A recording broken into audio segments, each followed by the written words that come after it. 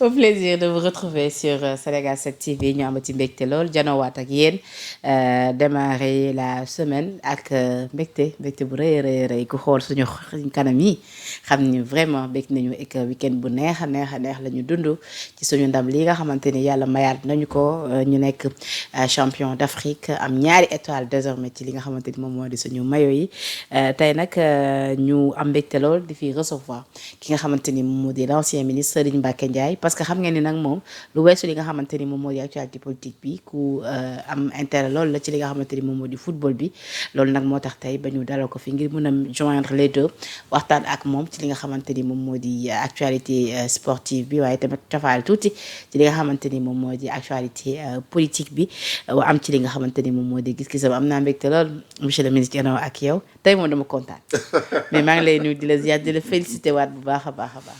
mais jërëjëf benn maa la gën a kontaan ndax li nga ko waxee dañu nekk ci début de semaine bu neex. bu neex sax jóge macha Kazu allah Rajab. oui.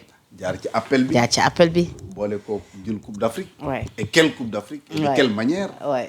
je pense que loolu lu neex la xam nga Penda. d'entrée d'ailleurs dafa am lu mu bëgg a préciser. oui allez-y. xam nga ñun coupe d'Afrique bi ñu jël. wuute na ak coupe d'Afrique yee ñoom Égypte doon jël. lu ko ëttale. xam nga première édition coupe d'Afrique ñetti équipe bu ko joué. 3 équipes mu Égypte du Soudan de Éthiopie xam nga loolu gagné ci coupe d'Afrique bokkul ak ki gagné coupe d'Afrique avec 24 équipes. Deuxième édition ba y avait 4 ou 5 équipes. Troisième édition même chose donc ça se jouait entre Soudan, Éthiopie, Égypte. Ensuite le Ghana est venu donc groupe 3 4 5 palmarès yi nga dégg ñu coow yëpp yooyu la. Les véritables coupes d'Afrique c'est depuis 20 ans la ñu am véritablement une coupe d'Afrique avec 15 16 17 18 ba aujourd'hui 24 équipes kon dëgg la coupe d'Afrique la mais bokkuñu valeur. bi nga jël avec 50 équipes au départ 24 équipes phase finale bokkul ak bi nga xam ñetti équipes la woon. moo tax d'ailleurs boo xoolee palmarès coupe d'Afrique da ngay Soudan jël na coupe d'Afrique. Éthiopie jël na coupe d'Afrique. comme dañu jël ko à côté de l'Égypte donc loolu aussi parce que dama gis égyptiens yi toujours di ñu bàkku naan oui on a 7 coupes d'Afrique oui c'est vrai ils ont pris 7 coupes d'Afrique mais pas comme ñun ni ñu ko jëlee. mais laataa même sax ñuy ñëw ci ndam li bu ñuy xoolaat parcours Lions yi ci compétition bi xool li nga xamante ni moom moo di tête yu yees yu ñu ci gis xool li nga xamante ni moom moo di exploit wu ku mel ni Sadio Mané classement wu tamit ku mel ni Pape Thiaw comparé peut-être ak yi nga xamante ni jotoon na fi am. Pape Thiaw tamit nekk entraîneur bu nga xamante ni mun nañu ni coow li wàññeeku na tuuti ci moom comparé ak ki nga xamante ni moo fi nekkoon entraîneur équipe nationale di Aliou Cissé nu mel yëpp dans l'ensemble noo ko jàngatee.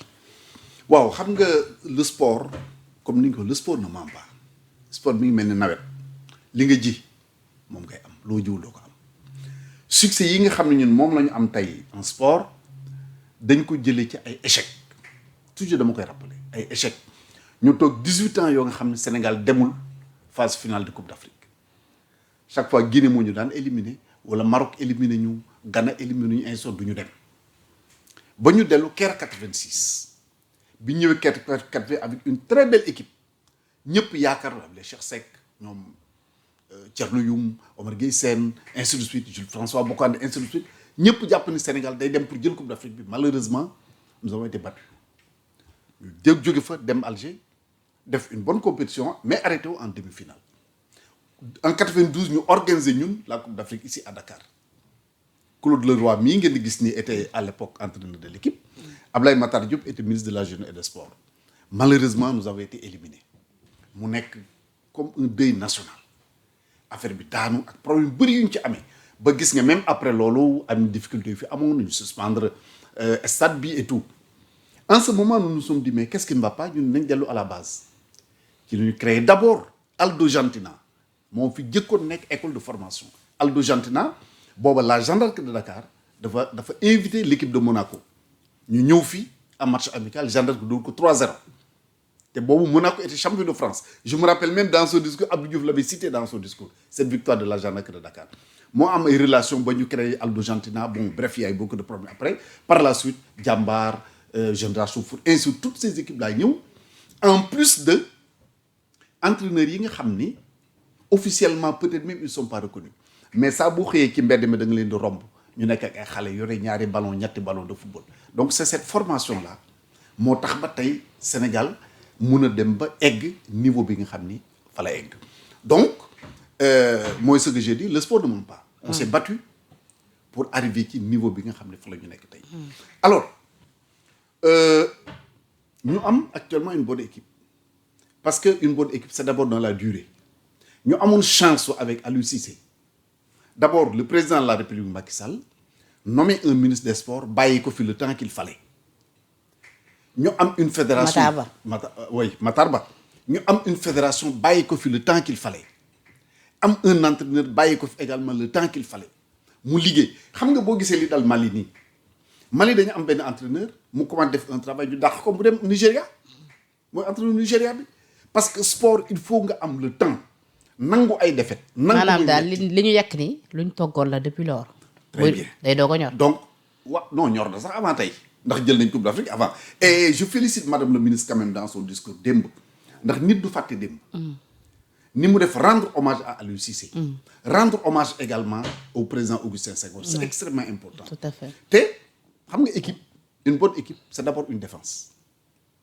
Aliou Cissé était un milieu défensif Aliou a toujours joué défensivement donc asseoir na équipe bi ba mu dëgër ba mu wóor leen équipe bi kenn du ko gagné mais problème bi ma amoon souvent avec Sénégalais mooy que il misait trop ci laa jëm si sur la défense ci laa jëm si asseoir na équipe ba mu dëgër ba mu wóor ko ni équipe bi du ko gagné Pape Thiaw ñëw Pape Thiaw était attaquant donc li tax li nga wax léegi c'est vrai il y a moins de critiques avec Pape Thiaw parce que Sénégal yi dañu bëgg football bu rafet fluide am jaay joxal jóob li ñu bëggoon moom la leen Pape Thiaw def comme amoon nañ déjà une défense solide mu ñëw indi donc une attaque boo nga xam ni macha allah mu am loo nga xam aussi Aliou Cissé daf ko tàmbali woon mooy di jëli les buts nationaux rappelez-vous Kalidou Koulibaly mii jour bi France di xam ni dem na en sélection avec le Sénégal c'était en conférence de presse de l'entraîneur de France qu'il a cité un journaliste c'est le plus non mais Kalidou est parti au Sénégal parce que Aliou Cissé est allé voir Kalidou proposer un projet ni ko viens en équipe nationale on gagne la Coupe d'Afrique et je t'amène à la Coupe du Monde mu gëm projet boobu ñëw ñeneen ñu mel ni moom ànd ci projet bi un garçon comme Diao Baldé xam nga gisatuñ ko dans l'équipe mais fu mu mës a gis un joueur ce qu'on appelle les binationaux fu mu ko mësoon gis dina la jéem a convaincre ne li ñëwal Sénégal pour dire que ñi nekkoon ci ginnaaw doon ci liggéey dafa bari parce que démb sax ñi ngi koy gis ci boo xoolee ñoom kaaw ñoom Ibrahima Mbaye mu ñëw bees ñoom liñ doon wax mooy nee nañu seen collègues yi dañ leen doon expliquer seen coéquipiers yi dañu leen expliquer ba ñu jëlee CAN bi mu neexee woon ak li ñu amoon te loolu ñoom da leen may envie ñoom sax ñu non seulement ñu gën a mouiller le maillot mais avant cela sax ñu rejoindre li nga xamante ni moom mooy mais tu as vu le cas de Abdou Diallo Abdou Diallo neen li ko convaincre ba mu ñëw Sénégal dafa ñëw wàcc rek ñun Abdou alors qu'en France les gens l'appellent Diallo tu as vu la différence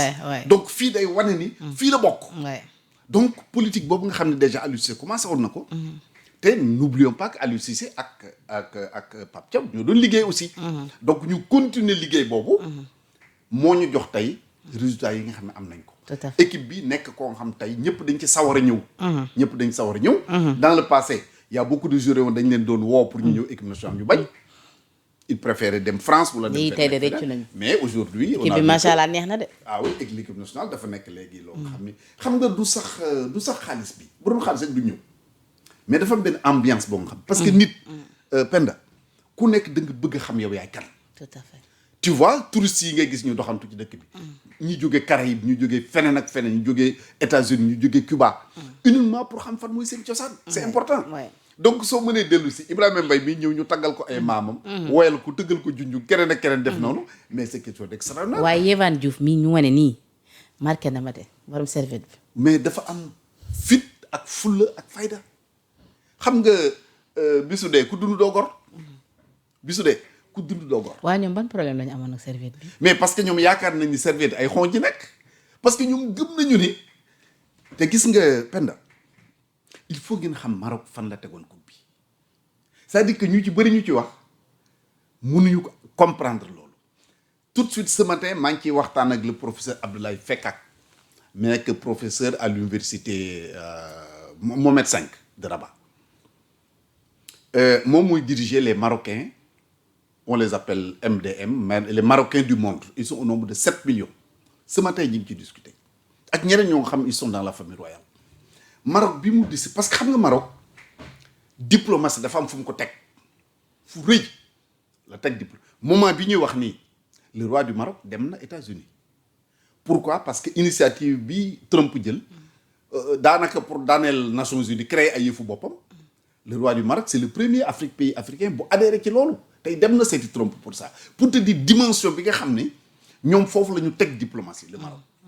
Alors ils ont pensé que Maroc li ko des mooy organiser coupe du monde organisation coupe du monde boobu day jaar ci organiser la coupe d'Afrique. bi ñu décidé ne dañ koy organiser fekk il y a 2 ans de cela mu am tremblement de terre ay nit yoo xam seeni kër daanu na état bi war leen tabaxalaat ay kër. tabaxagu ko mbaa boog pareegul ñi ñu commencé ko ñëpp amaguñu ñu ne dañuy organiser coupe d'Afrique di ci def ay milliards les jeunes se sont levés créer le mouvement Jeunes Z loolu mouvement bi tudd def ay marches ay manifestations taal ay pneu toj ay lu nekk ñu def ko ci dëkk bi donc su gouvernement bi entêté wu dëgër bopp ni malgré loolu ñun dañuy organiser une coupe d'Afrique wane ni jar na ko bu ñu réussir jeunes yooyu dootuñu am lu ñu wax mais bu ñu échecgee catastrophe lay doon pour le gouvernement et c'est ça qui est arrivé. te jeunes yooyu sax ba ci cour organisation bi sax ñoom ba tey ànduñ ci woon parce que jàpp nañu ni. ànduñu ci xaalis boobu mënoon nañu ko éjecté mu feeñ ci ñoom ci wàllub liggéey. justement mais comme dañu demoon ba bon ñu mettre le devant le fait accompli yëf yi tàmbali la. ñu toog di seetaan. maintenant loolu moo taxoon nag bokk na ci raison yi tax ba Maroc seen bakkan la ñu tegoon. dañ ci tegoon ci kañ. ba pare ñu defaraat ba pare ñu defaraat coupe bi ci boppam. ñu defaraat ko ba mu gën a rafet. tu as vu le frère du roi ñu jox ko coupe bi nangu ko laal. oui. c'est pas que dafa bañ a laal coupe bi c'est pas que dafa bañ sénégalais yi mais dafa xam li marocain yi di dund maanaam boo leen waxtaanee ñi nga ci waxtaan dañ lay wax ni moom xam na ni dafa waroon téye coupe bi mais téye boobu muy téye coupe bi marocain yi danañ ko ci mere boo nga xam ni le monde entier mere ko te marocain yi bañ ko mere moo ko gën a donc c'est pour des raisons de politique intérieure moo tax même biñ ko tàllalee trophée bi nangu ko laal mu teg ci baaraam et ça fait plaisir aux Marocains. Par contre, le monde entier dañ ko condamné. Mais il a préféré am l'amitié de ses concitoyens marocains que muy le monde que Marocain di ko ato tout juste pour dire que dañu teguñ yëf yi foo nga xam ni daf ko dépassé. te aujourd'hui Penda. te tamit ñoom ba ñu gëj a jël coupe dafa yàgg. bien sûr dafa yàgg. 76 ay image ñu ne gis naa image yu neex tamit. alors te gis nga sol ñaari caay ñaari yooyu sol ay caay ñu ne ci lañ gi doon jël coupe. gis nga li xew nii bërki démb. Sénégalais dañuy toon tamit. li xew nii ak la réaction de Pape Thiaw dafa am réflexion yu bëri yu ñu ci war a. réaction bi noo ko jàngatee si c'était toi ci jour boobu nag nga nekkoon place Pape Thiaw doon nga demander à tes joueurs de quitter le terrain. neexul a tontu parce que xam nga situation boo ci nekkul ak boo ci nekkee du benn mais li ma bëgg a wax rek mooy sa nit bu nekkee ci situation mu am dëgg ak mu bañ a am dëgg da nga koy jox dëgg sa nit doo ko yedd ci mbedd tey que Pape Thiaw am raison ou bañ a am raison pour nous Sénégalais Pape Thiaw a raison. parce que même entraîneur xam nga lu tax Maroc bi daf ko condamné jàpp na ni Pape Thiaw dafa yàq. oui c'est vrai dafa yàq image Afrique. gis nga ñun par exemple en tant que sénégalais. ñun ñu jàpp ni nag ñoom ñoo bëggoon yàq image Afrique. mais danaa la wax li tax ñoom ñoo yàq image Afrique sax gis nga ñun en tant que sénégalais. intervention yi ñu def dans la presse. et d'ailleurs je me demande pourquoi les sénégalais jàpp ni dañ ñuy sanctionner pourquoi loolu sax c'est dangereux en termes de communication parce que ñun li ñuy wax suñu plateau de télévision yi ak suñu journaux yi mais les Marocains dañ koy jël dugal ci seen dossier yi ñu yóbbu au niveau de la FIFA ou au niveau de la CAF ou de la FIFA lan la ñu def ñun pour ñu war ñu sanctionner. est-ce que kon lu ni mel mooy expliqué dem ci discours président ñu ciy gis ay remerciements. mais absolument il a été un bon diplomate pour une fois je le félicite pour ça. dinañ ci ñëwaat. voilà alors donc moi su ma laajee nit ñi lan la Sénégal def lan qu'est-ce qu'on a fait am na un but un penalty. doon penalty protesté nañu. mais protesté ak sport ñu ànd. parce que le règlement est clair tant que mi ngi am benn joueur bu des ci terrain bi mënuñu considérer ne Sénégal dafa génn te y avait des joueurs sur le terrain. y avait des joueurs oui. n'est-ce pas bu fa benn joueur desatul woon. arbitre bi forfait ñu bu boobaa nous nous exposons à des sanctions. moo tax marocains yi ñiy demandé à ce que arbitre bi lu mu doon xaar pour tas match bi. Voilà ñoom donc comprendre ñu aujourd'hui kon comprendre ñu objectivement dëgg-dëgg règlement bi. kenn mënuñu sanctionner parce que defuñu luñ ñu sanctionner penalty am na arbitre sifflé na ko d'accorduñ ci protester nañu ak ni ñuy jàpp ni noonu la ñu war a protester point ça s'arrête là. On n'a pas commis de faute pour que le Sénégal puisse être sanctionné loolu il faut ñu génne ko ci suñu bopp ça c'est la première chose. La deuxième, toutes les conditions lañ jéemoon réunir pour may Maroc la Coupe d'Afrique toutes les conditions et là quand même am na lu may reprocher à notre fédération bien que xëy na dans le fond am na loo nga xam ne waxtaanu biir néeg la mais je n'ai jamais compris que ñoom immédiatement ñu fal leen avant même ñu jël service ñu gàddu seen bagage dem Maroc di seeti le président de la fédération marocaine j'ai jamais compris ça ou de nu mu la gisee la lay ëwalee donc li concerne fédération danañ ci waxaat mais c'est pas le moment alors dama ni dañoo réunir toutes les conditions pour bëgg Maroc jël Coupe d'Afrique bi qu'est-ce qu'ils ont fait benn arbitre bi waroon arbitrer Maroc Cameroun dañu dem ba match bi ëgsi ñu changé ko parce que la ñu ko bëggoon def loo nanguwu ko ñu dindi ko indi beneen arbitre bi waroon arbitrer Sénégal Maroc à quelques heures du match également dañ ko indi beneen arbitre parce que arbitre boobu lañ ko doon sant nangu ko def troisièmement 4 matchs su Maroc 4 matchs arbitres yi nekk VAR c'est les mêmes arbitres ñoom la ñu reconduire c'était un scandale. Ouais. 4 matchs. Même pas bon si seen image ñoom ñu bëgg tendre vers. xëy na defoon nañu nit ñi duñ ko xam de la Coupe du Monde duñ ko xam mais nag. fii kenn mënu fi jëw nit loo def ñu xam ko 4 matchs je te dis les mêmes arbitres yi nekk VAR ñu arbitrer les matchs du Maroc voilà pourquoi bi Sénégal dugalee bi arbitre bi woowuñu ñu nekkee VAR woowuñu arbitre ni ko kaay xool au moins pour xam ndax le but est valable ou le but n'est pas valable bi ci des le président de la commission des arbitres c'est lui qui désigne les arbitres mais Dunguru le président de la fédération marocaine de football la dégg nga et il est allé prendre son propre cousin jox ko mu arbitrer le match Sénégal Maroc. dégg nga donc réunir nañ ñu toutes les conditions pour que ñu mën a offrir au Maroc la coupe. Ensuite en dehors du terrain tout ce qui s'est passé la justice divine et c'est pas la première fois man ànd nag équipe nationale ñu dem Cameroun en 2012 bi ñu ñëwee arbitre lu nekk mu def ko carton jaune lu nekk mu def ko carton rouge Amara Traoré lu nekk mu def ko te Amara était le coach gars yi mënuñu dugal mu ni far penalty ñëw kaas ñu booy bàyyi leen ñu dóor Eto'o dóor penalty bi raté ko d'ailleurs booy déglu RFM di nga dégg ci seen benn jingle bu Malal Junior naan la justice divine jour boobu la woon donc ils ont réuni toutes les conditions pour bëgg Maroc gagner le Maroc n'a pas gagné c'est ça qui rend la victoire du Sénégal très belle mais keroog bu ñu dóoree penalty bi ko Brahim Diaz naan day patanka nu mu tudd Panenka man moom sax laa déggee tur bi Panenka ba raté Edouard Mendy suñu góol bu baax boobu macha allah dem jàpp bal bi lan nga ressentir moment boobu. mais man fi ma toog laa gis sama waxtaan bougé wu ma c'est-à-dire que musuma douter ni Sénégal lay gagné coupe bi. ak nu moom ngeen ti demee quel que soit Alpha j'ai jamais douté benn yoon rek laa jóg tàccu mooy bii Sénégal dugalee. parce que boobu xamoon naa ni jeex na Pape Gueye un bon joueur macha allah. boobu laa xam ni jeex na macha allah maintenant Penda li xew yépp nag. ñun dañ ci war a tirer ay conséquences.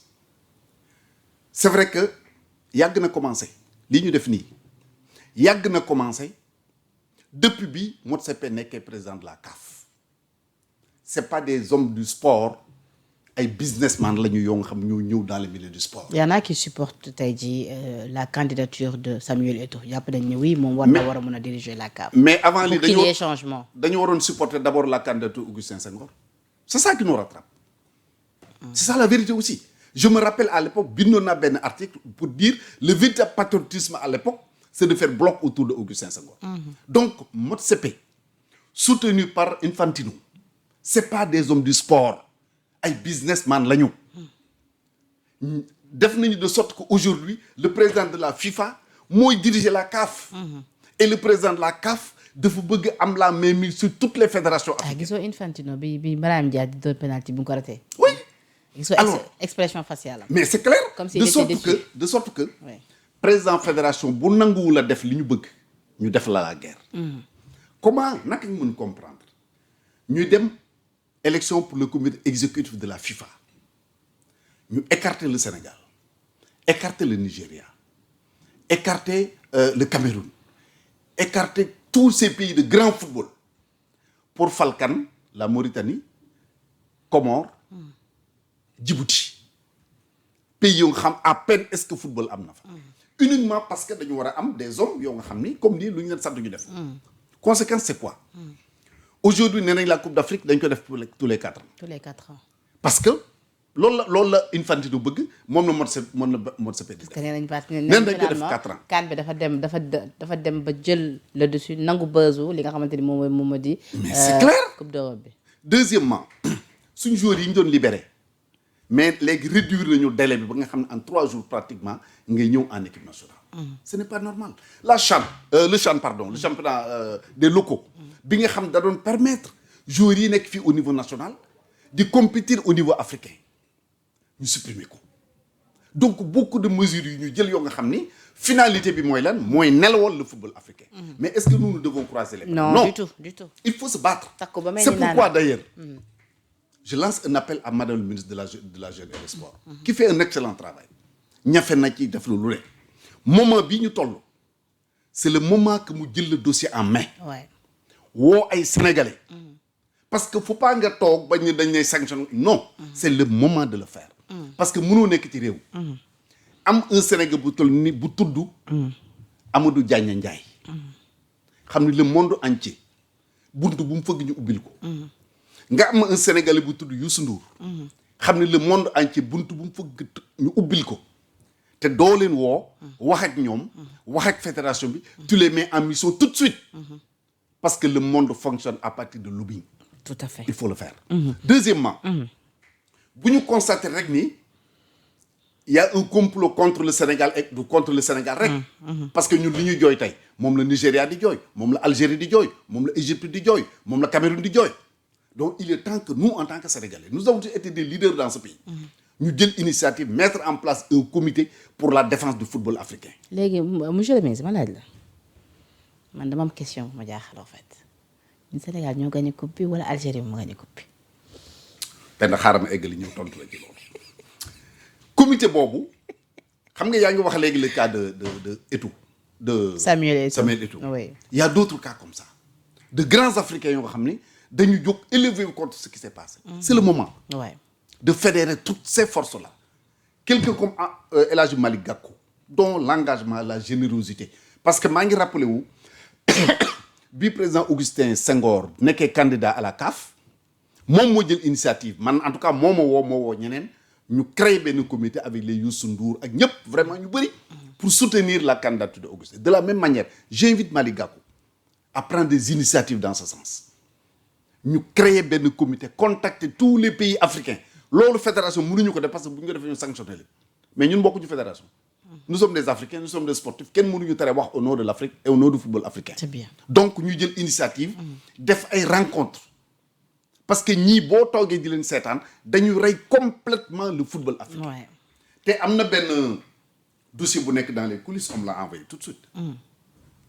ñu ngi xool ay dispositions mën nañ ko jël pour que les joueurs yi jógee en France di ñëw di jouer dans les pays africains dootuñu ñëw en Coupe d'Afrique. Ah oui, il y a quelque chose qui se prépare à ce niveau-là.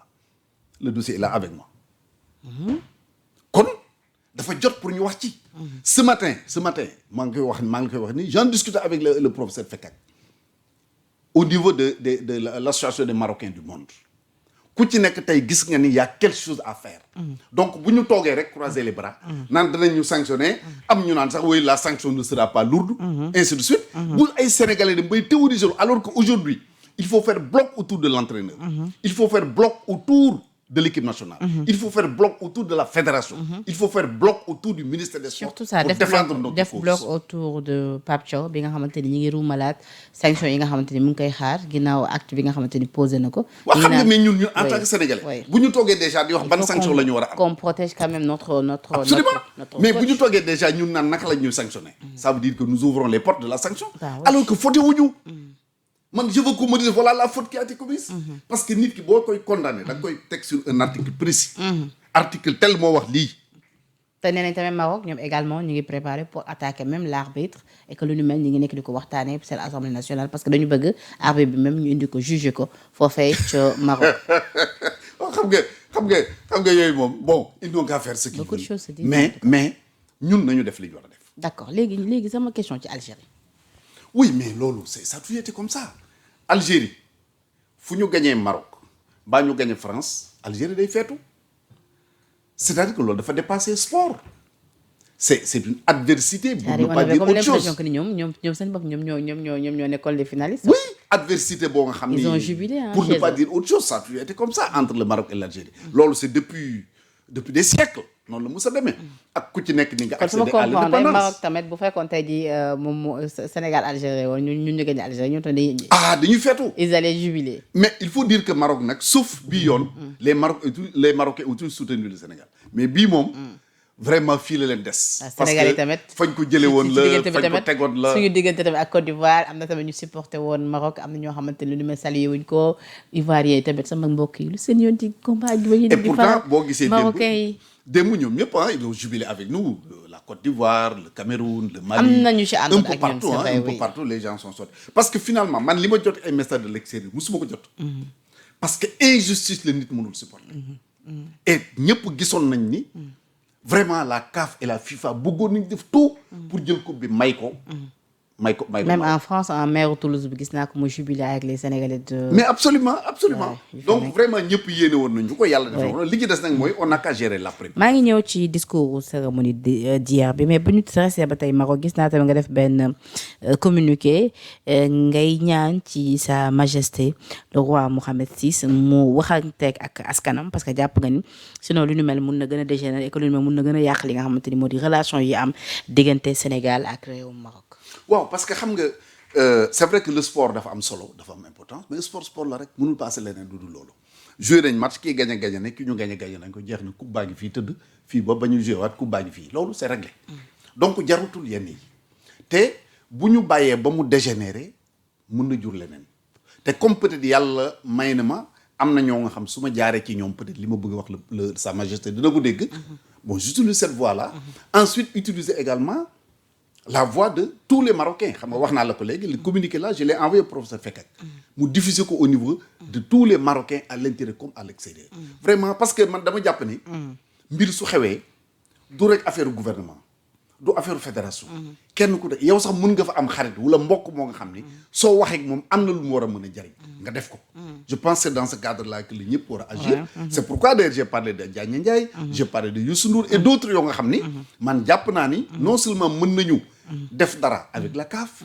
def dara avec la FIFA mais def dara également avec les Mauritaniens moi je suis pour aujourd'hui que la fédération sénégalaise de football et la fédération marocaine de football se rencontrent toog les deux fédérations waxtaan entre eux parce que noonu lañ ko doon defi démb ak barki démb rien ne s'y oppose. y a des Sénégalais aussi tam toujours bloqués foofee ci Maroc. oui yooyu yëpp moo tax ma ne waxtaan bi dafa nekk lu am solo. ñu jàpp leen. Sénégalais yaa ngi fii Marocains yaa ngi fële ainsi de suite donc il est à mon avis c'est une bonne en tout cas wax naa ko à quelqu'un aujourd'hui ni ko si la fédération marocaine est disposée man jàpp naa ni mën nañu def quelque chose pour que la fédération marocaine et la fédération sénégalaise tase waxtaan vraiment xool entre frères naka lañ mën a harmoniser yenn affaires yi ba mu bañ a dégénérer. di jaale tamit sénégalaise bi fa ñàkk bakkanam di ko jaal ay mbokkam ci turu Sénégal 7 ak ki turu askanu Sénégal yëpp mais également di masawu ñi ci jëlee ay gaañu bu baax a baax supporters yi nag Sénégal ñi sol ñi taxaw noonu ñi pentu seen yaram yi Sénégal numéro A bi. waaw xam nga. borom chaise bi. kenn ku nekk li nga sentir ni moom nga mën a apporter. numéro A bi ku neex na. waaw mais man nag Penda di nga ma may occasion ma am lu ma ñaan. ministre de l'intérieur. allez-y. dama bëgg bu équipe nationale de football ati ku fi génn ci télévision yi naan dañuy gagné dañu nangam ak nangam nga fanaani kaso ba. c'est inacceptable parce que mais ni ngay dugg réseaux sociaux joueurs yi noonu lañ koy seetaanee lu fi xew dañ koy xam. un joueur boo nga xam ne mu ngi préparer match am. defe ni mekk dans de bonnes conditions. benn nit génn fële. def benn vidéo di giñ di waat. man mun naa ko bañ a faale. surtout ki sëriñ yi. ay boo ñoom laay wax. mën naa ko bañ a faale. mais joueur bi nga xam ni ndeysaan Ibrahima un gosse de 17 ans. xam ni matagul a fer. imaginal tey mu toog. di seetaan benn. kooku xamu ko yaakaar na ne sax kooku borom xam-xam la. te xamul lu mu reere. di leen atteindre psychologiquement. moi je pense que le ministre de l'Intérieur loolu daf ci war a taxaw. tout à fait ku ko fi defati bul faran sa kër. ànd naa ak yow ci li nga wax loolu am na solo léegi bu ñu ñëwee ci cérémonie démb bi noo jàngatee déjà invitation bi nga xamante ni opposition bi recevoir nañ ko dem teewee ji démb li nga xamante ni moom moo di réception bi ñu defoon pour les Lions ak médailles yi nga xamante ni le président Bassirou Diomaye Diakhar Faye son excellence tappal na ko suñu gaynde yi ku ci nekk ak raay bi nga xamante ni moom lañ la jox naa la ko limal ci kanam. mais yow gisuma la fa démb invité wuñ la. non invité wuñ ma maa ngi tëddoon sama kër. lu tax invité wuñ la. dara mais gis naa ñu déplorer que ni invitation c'était sélective. am na ñu nga xamante ni des figures de l'opposition comme ku mel ni le président Bougane et autres ñoom ñëpp ñu ne il n'a pas été invité. su ma bëggoon dem loolu c'est pas le problème. ah mais kenn invité wu la monsieur le ministre. wallaahi su ma bëggoon dem équipe nationale bu football fii sama invitation sama kër la may fekk su ma ko jotul sax su ma wootee ne ànd sama invitation indil ma ko su ma bëggoon dem mais bon pour man c'était pas pour beaucoup de raisons jàpp moo ni sax war naa fa mën a dem parce que man nag dama bëgg foog nga su ma fay dem dama fay am njariñ wala fa may dem amal ma njariñ. je perds pas mon temps j'ai préféré jaaxal sama kër teg sama ataay xale yi wër ma. ñuy commentaire. coro nekk ca appel bi di togg di ma indil. ñu jàpp suñu jàmm Sénégal jëm kanam. j'ai préféré ça bon bref mais pour faire sérieux quand même. 2022 bi ñu jëlee Coupe d'Afrique bi c'était la même chose dañ leen président Macky Sall dafa invité opposition bi ñu dem. sauf que ñi invité tey ñoom lañu invité woon boobu ñu bañ a dem. waaw loolu tamit doy na comme quoi àddina bul la. moo tax dafa jar a rafetal n'est-ce pas. alors Covid bi mu amee le président a fait la même chose donc c'est des c'est des moments yoo nga xam ni dañu war a fàtte ay appartenance politique. c'est important parce que bu amee loo nga xam mën na dajale tous les Sénégalais. sport ci la bokk. moo ci jiitu. dëgg la de. donc ces moments. démb la ñu gis ci mbooloo mi terre Lions yi ay durant plus de 8 heures de temps mënuñu fexe ba yegg palais.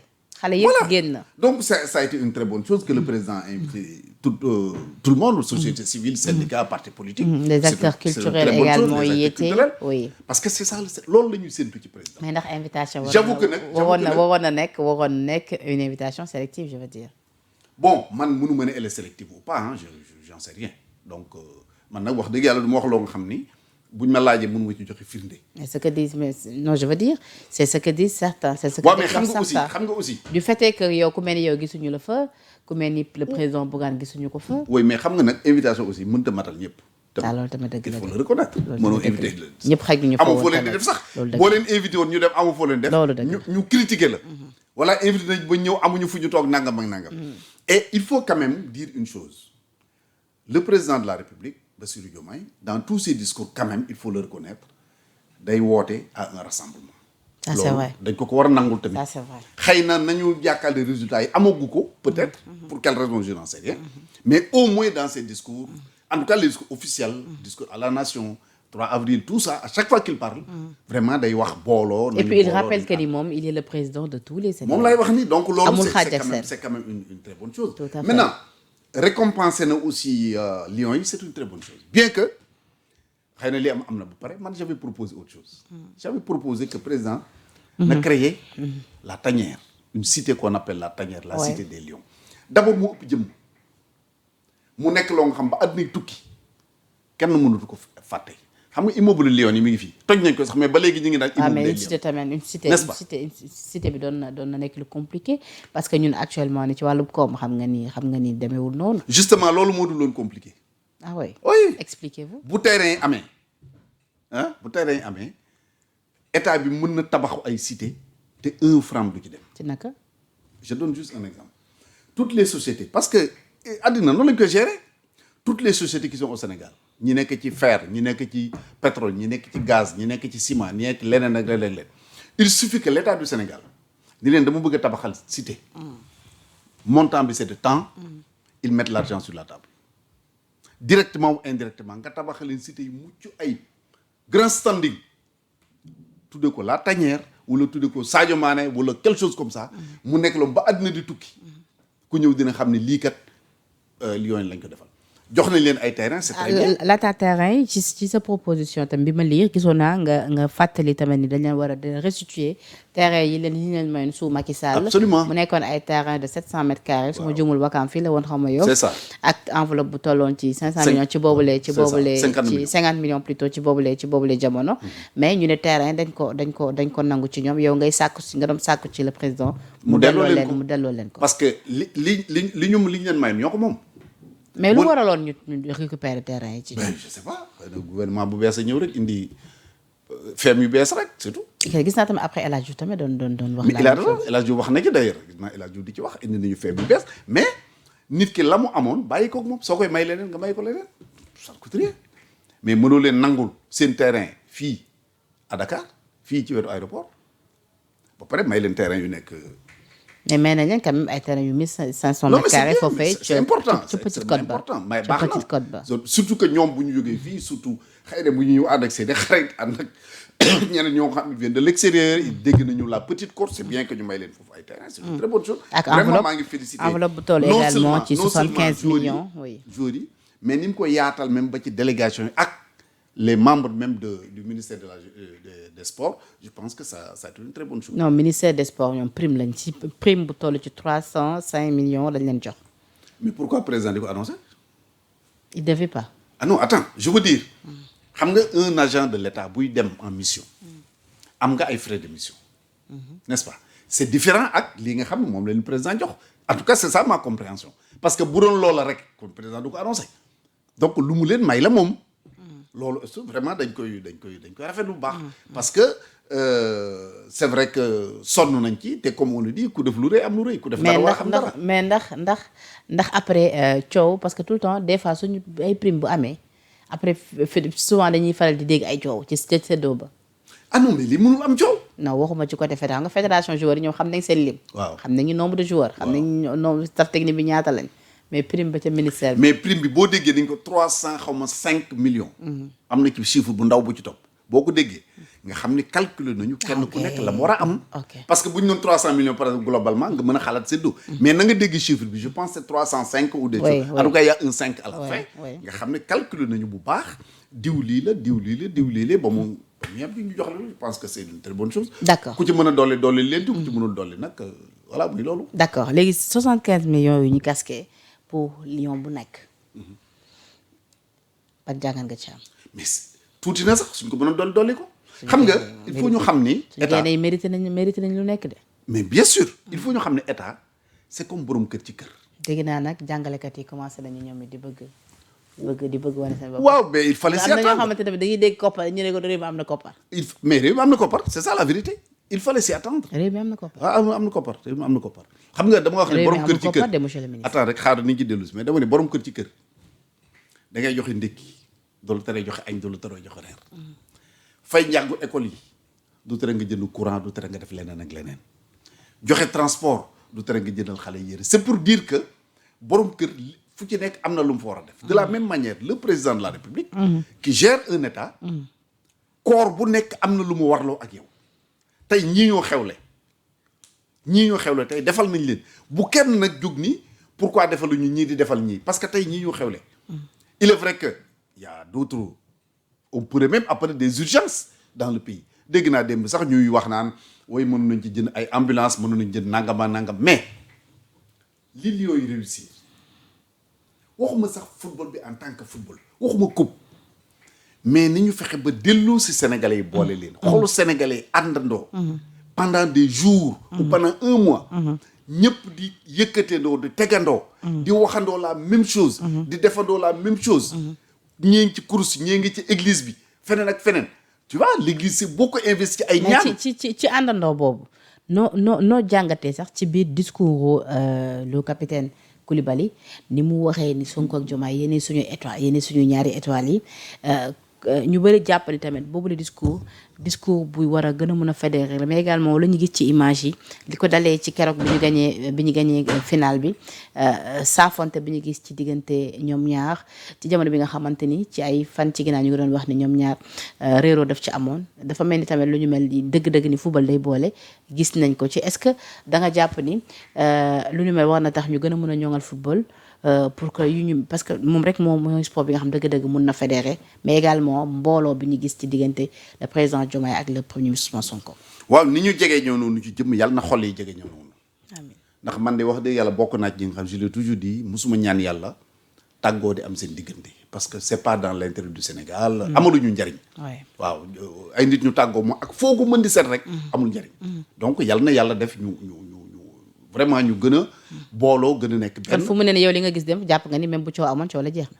déedéet loolu nag wax ma loolu de dégg nga damaa ñaan dama ne ni ñu toogee ni dend physiquement yàlla na xol yi mel noonu parce que man xaw ma lu ca ne. kon da nga jàpp ni la réalité est tout autre. déet waxuma loolu comme xaw ma damay ñaan li mu bëgg mooy yàlla na yàlla tàppe xolu ñëpp rawatina ñoom ñaar ñi nga xam ne ndax mun nañu am yaakaar ni duñ déggati à l'avenir que ñoom ñaar réeroo am na seen diggante compte tenu de li ñu gis ni booloo bu. xam nga ñoom ñaar gis nga ko ni yaa ngi koy gis ni en image. xam nga ñoom ñaar. oui bu dee dañu réeroo football mën leen a jubale bu dëgg dee dëgg bu dee dañu réeroo match football tuuti na ci jubale leen xam nga match football ñan la mën a jubale ka nga xam ne daawul a gis doo ko gis.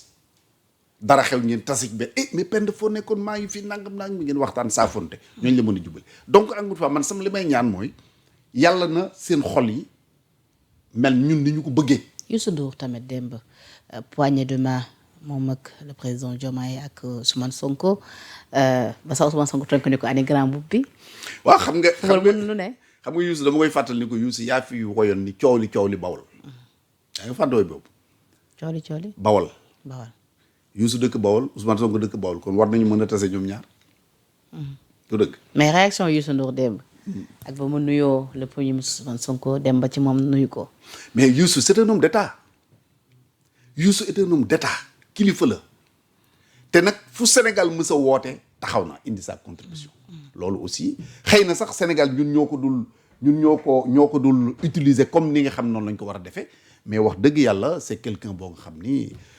macha allah ñun amel nañ ko jukkal waaw. un grand monsieur Youssou. un très grand monsieur donc damay rafetlu vraiment taxawaayam saa bu ñu ko soxlaa mu ñëw ci lu ñu gis ak lu ñu gisul lu ñu xam ak lu ñu xamul. tout à fait sant yàlla bu baax tout à fait am ci proposition yi ba tey ngi gën a mën a ñoŋal gaynde am nañu jàpp ni Sadio Mané war nañ ko delloo njukkal de son vivant pourquoi pas sax ériger am benn statut foofee ca buntu stade Abdoulaye Wade. waaw Sadio de moom wax dëgg yàlla. lu nekk mérité Sadio mi annoncé ni bi may dernier kanam. oui lu nekk mérité na ko. ànd nga ci dogal boobu bu baax a baax. nit doo Sénégalais nag nee nañ ko yow moom mooy man Sadio nag man Sadio man mooy sama joueur. mais gisoo mayom laa sol sax. Penda mayom laa sol. Sénégal yii ko naan bul bàyyi. Sadio warul bàyyi parce que man. Sadio xoolal Sénégal yii naan ko bul bàyyi. tuuti jëlal li. Sénégal yi naa ko bul bàyyi. il y a 6 mois ñoo ko doon saaga. dégg nga Sadio moom ci boppam wax na ko ni vraiment les gens ont été très sévères ak moom il l'a dit lui-même. donc dafa moom xëy na doon na ko metti mais yàlla nga ànd ak woy muñ ñi. dégg naa sax mu ne bëggul woon soxnaam di ñëw di fekkee match yi parce que day bëgg sax mu toog tribune di dégg ay saaga. voilà kon tey bu ñu ko bëggee toog naan ko bul dem bu subaa mu ratef benn passe ñu saaga ko comme def na li mu waroon def egg na fi mu waroon egg macha allah am na ay rakk yoo nga xam ni mën nañu def xëy na li mu doon def peut-être même ñu ngi li ko ñaanal yàlla. ñu def plus que Sadio Mané. parce que xëy na boo ci gisee ku mel ni Ibrahima Mbaye je prends cet exemple là. mën naa am Sadio bu ñu am 17 ans li Ibrahima Mbaye def Sadio def ko. parce que Sadio ñëwul équipe nationale à 17 ans. kon ñoom ñëpp nañu am ci ñoom confiance. am ci ñoom yaakaar jàppale leen. mais Sadio a fait ce qu'il avait à faire. léegi dama teel a ut sama joueur ci équipe bi comme Sadio neen day dem te man fan Sadio Mané laa léegi dama am sama joueur. mooy kan El Hadj Malick Diouf jëwriñ chou parce que moom ñëw bokk suñu sëñ Fallou. mais c'est bien. léegi maa ngi ci El Hadj Malick Diouf. je l'aime bien ce petit. mais c'est bien. ak Pape Gueye. waaw man am na ñu ma xam ñoo man xaw ma leen mais am na ñu nga xam ne xam naa leen dinaa fexe ba ñu jox ko ak yow parce que nit nag ki la bëgg la solo. El Hadj Malick Diouf mii dama ko bëgg def sama rakk ne ko na moom na boo amee ko xamee ku ko xam waa Medina yi na ma message. baax na incha allah ndax dama ko bëgg a def sama joueur. comme ça yoo ne day dem. d'accord. en tout cas kontaan noonu naa loolu jën ak yow waxtu bi jeex na tàkk di la bàyyi nga tàggatoo lu mu dafa mais tàggatoo bi dama bëgg nga boole ko ak 146e appel bi nga xamante ne fës na lool ci actualité bi appelu Seydina Limamou Laye Mahdi. waaw xam nga wax naa ko ci njëlbéenu waxtaan bi dama déglu benn conférencier mu wax loo nga xam ni da ngay jàpp ne lu banal la dafa ni Serigne Touba bi muy woote waxul murit Mbàkke dana muridullaahi du dëgg Baay Faal yi laahi la ñuy wax ñaseen yi laahi la ñuy wax comme pour dire boo nee laayeen rek wax nga toute la umma islamique kon ñuy dellu di ziare kilifa yu tedd yi fi nekk di ñaan yàlla appel bi ñu génne nii lépp lu ñu fa ñaan yàlla na nangu dolli jàpp ci Sénégal dolli dal ci Sénégal dolli naataange ci Sénégal donc loolu vraiment mooy luñ ci mënoon wax parce que man day wax dëgg yàlla li olof yi wax naan su tan gore woon suñuy gubali mbaam mu ëpp caw say xam nga loolu xam nga tan waaw tan yi waaw si su gore woon bu ñuy gub wutal mbaam lu muy lekk tan moo koy wuti ndax bu dee moo koy lekk dégg nga wax ji kon yàlla dogal na man lu ma am Yoff laa ko amee fi laa jëkk amee kër macha allah am samay doom am fi kër sama soxna génn fi àdduna ñu denc ko àdduna ñu denc ko Yoff kon jàpp naa ne amul benn dëkk bu ma ëppal Yoff donte Xombol laa juddoo nag cosaanoo Jolof màgge Thiès mais li may Yoff deful kenn deful mu ko fenn kon ñu ngi leen dellu di ziar di leen dellu di dénk suñu bopp di ci profiter di nuyu bu baax a baax ba mon frère ami Ablaye Diouf Sarr di ziare nag soxnaam Thiaw Laay di sama sëriñu bopp noonu laa koy woowee vraiment di ñaan yàlla dolli jàmm ci ñëpp mais rawatina ci ñi nga xam ñoom ñu organiser appel bi bërki Demba Ndiaye alors ñu ngi lay remercier waat bu baax a baax monsieur le ministre Serigne Mbacké Ndiaye moom nag dafa sopp loolu li nga xamante ni moom moo di tàggat yaram rawatina football moo tax tey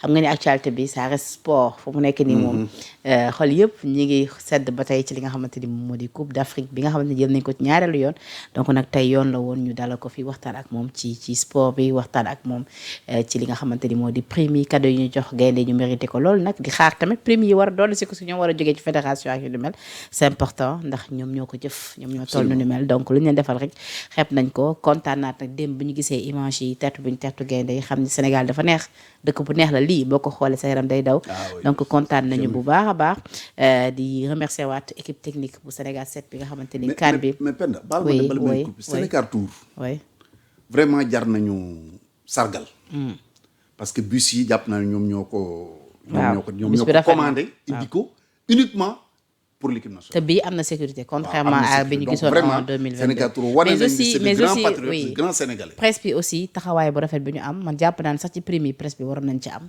presse bi nga xamante ni dem nañ couvrir yi li nga xamante ni moom moo di CAN bi prime yi ba monsieur le président nañ ci sóoraale presse bi c'est important. presse bi nag moom prime yi xam mooy lan.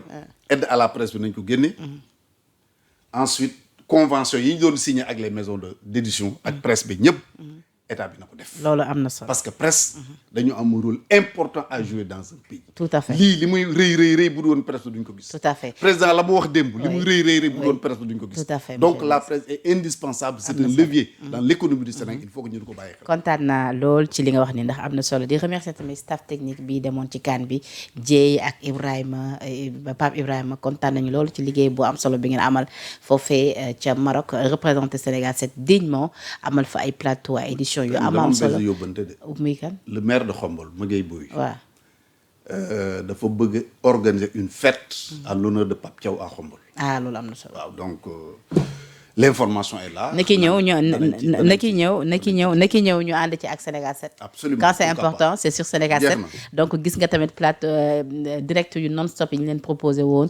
ci li nga xamante ni moom moo di ci ñëw démb gaynde yi suñu reporter yi nekkoon sur le terrain ñoom Bachir ñoom Madiaw ñoom ñëpp ñu leen di remercier Abdoulaye Ndiaye kontaan nañu bu baax ci liggéey bi la régie également suñu image drone yi nag moom dama cee jooy moom la tuuti wane nii bi Sénégalais di jooy naan image yu drone ba yeneen télé yi waroon def ñun dañ leen ko dégtal comme pour dire quand c'est important c'est sur Sénégal 7 jërëjëf tuuti à la régie la rédaction de Sénégal 7 jërë ngeen jëf